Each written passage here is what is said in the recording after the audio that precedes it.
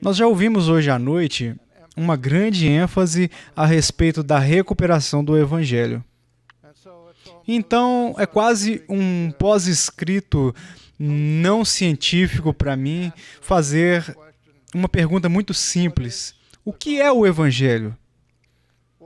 O que é esse Evangelho que foi tão importante, foi tão vital e tão controverso no século XVI? Deixe-me começar dizendo o que não é o Evangelho.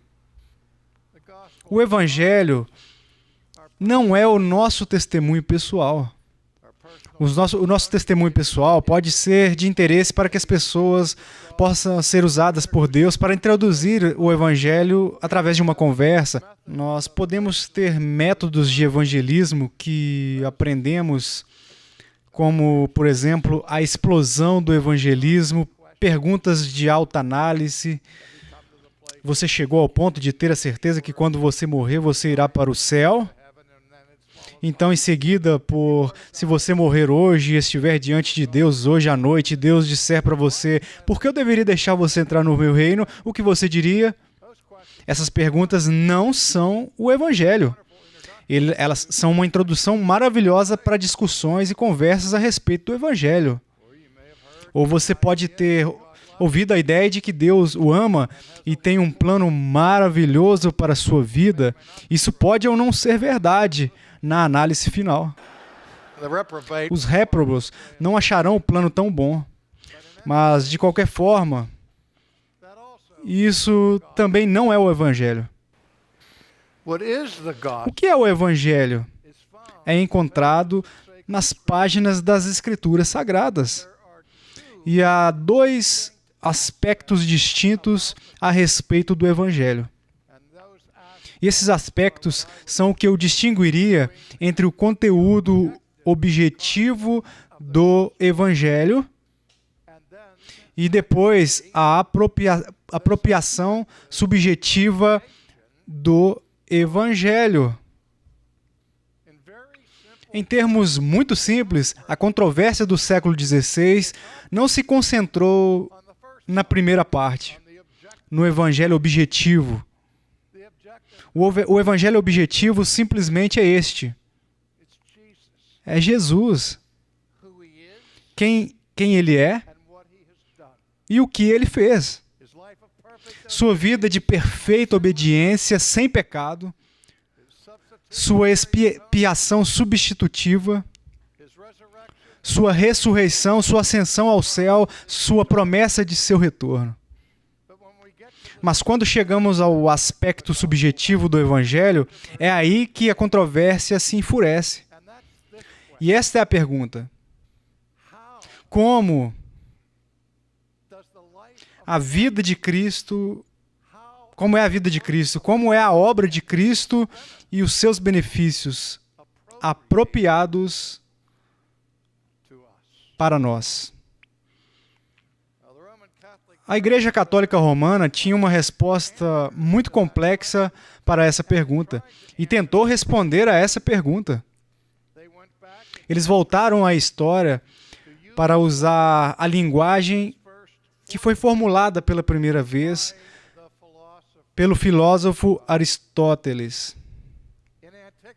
Na antiguidade, Aristóteles estava preocupado com muitas questões da ciência, da física, metafísica, e uma das perguntas que realmente intrigou os filósofos daquele tempo foi: o que é movimento? Alguns até questionaram se o movimento era de fato real. Houve céticos que o desafiaram como sem noção. Mas Aristóteles aplicou sua mente afiada à questão do movimento e ao que ele estava procurando a respeito. Ele percebeu que tudo no mundo estava sujeito a mudanças, a mutações. E assim ele tentou analisar o movimento da mudança. E ele percebeu que a mudança em si era movimento.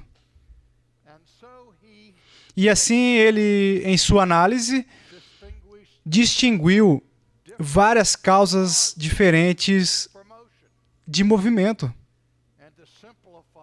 E para simplificar a sua análise, como ele usou a ilustração de uma estátua.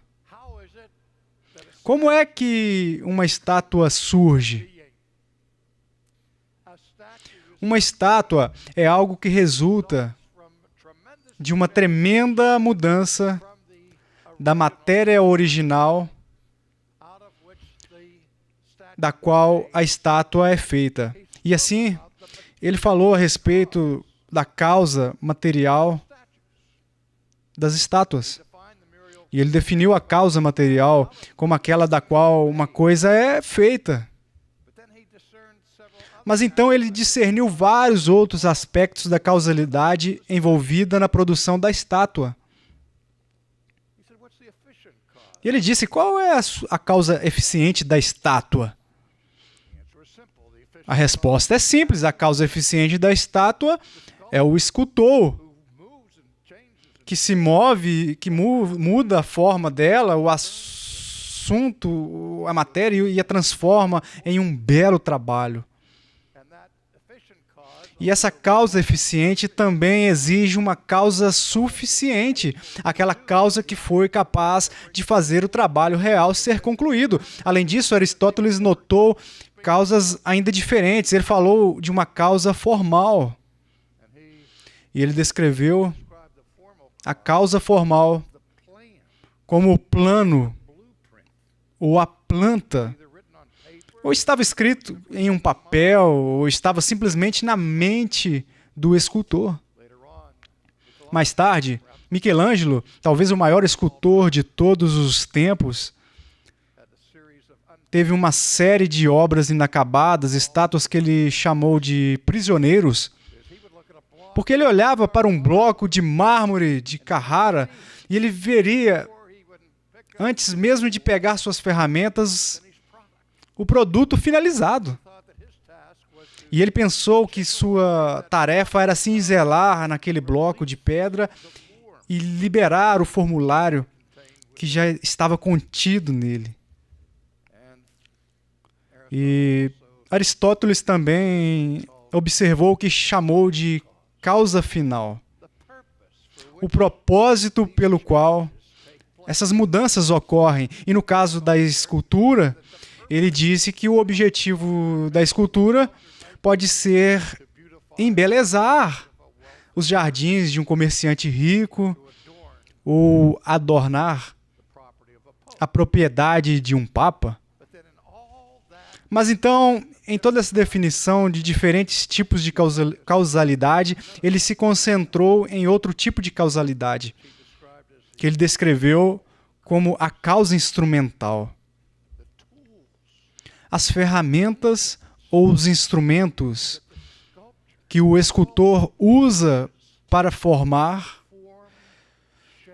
moldar e alterar aquele bloco, esse bloco de madeira, no produto finalizado. Bem, você não veio aqui para ouvir sobre Aristóteles, mas a linguagem usada por Aristóteles, nesse sentido, foi incorporado à igreja.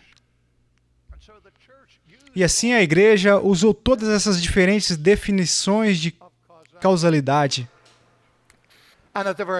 E no cerne da disputa no século XVI, havia essa pergunta: qual é a causa instrumental da nossa justificação? Qual é o meio por intermédio do qual a nossa salvação e a nossa justificação ocorre? E Roma foi muito clara em sua definição de qual a causa instrumental da justificação. Eles encontraram a causa instrumental da justificação nos sacramentos. Dois mais importantes. Inicialmente, o sacramento do batismo. É por isso que falamos da visão católica romana como sendo sacramental e sacerdotal. Algo que é realizado através do trabalho dos padres que usavam os instrumentos necessários para levar as pessoas a um estado de graça. E a primeira causa instrumental de nossa justificação, disseram eles, foi o sacramento do batismo. Que o batismo fez o trabalho ex opere operator pelo puro trabalho das obras, que a pessoa que foi batizada neste sacramento recebeu a infusão da justificação e da salvação pela graça. E essa graça os colocou, pelo menos temporariamente, em um estado de graça e um estado de justificação, até ou ao menos que essa pessoa cometa um pecado mortal. E pecado mortal foi definido como pecado tão flagrante, tão grave, que matou ou destruiu a graça da justificação no pecador. De modo que a pessoa que foi batizada, se ele morreu nesse pecado mortal, ele vai para o inferno. Mas havia uma receita para recuperar a justificação para essa pessoa que cometeu um pecado mortal e que foi chamado a segunda tábua da justificação para aqueles que fizeram um naufrágio de suas almas. E a segunda tábua da justificação, de acordo com Roma, e não pretendo usar um trocadilho, foi uma questão fundamental da doutrina da justificação no século XVI, porque o sacramento da penitência incluía várias partes: confissão, absolvição, atos de contrição, absolvição do padre e, finalmente, a parte controversa, obras de satisfação. E uma das obras de satisfação poderia ser a doação de esmolas para os pobres ou para a igreja, que foi a base de todo o processo de indulgências. E assim, o pagamento de indulgências era fazer uso de uma das maneiras pelas quais alguém poderia alcançar mérito congruente, mérito que tornaria congruente para Deus, aceitável para Deus, que restauraria o pecador, que perdeu a sua graça anteriormente da justificação, para mais uma vez estar em um estado de justificação. E assim, Roma manteve-se firme neste princípio, que a causa instrumental da justificação é encontrada nos sacramentos. Primeiro, o sacramento do batismo e depois o sacramento da penitência. Esse foi o confronto. Porque quando Lutero chegou ao seu entendimento da justificação somente pela fé, a afirmação dos reformadores foi o seguinte: que a causa instrumental da justificação não se encontra nos sacramentos, é encontrado na fé. A fé é o instrumento, na verdade, o único instrumento pelo qual as pessoas são justificadas. E essa foi a batalha, essa foi a luta. E, novamente, a pergunta justificação, o significado da justificação pela fé, como que já foi sugerido essa noite, foi apenas uma abreviação para a justificação por Cristo.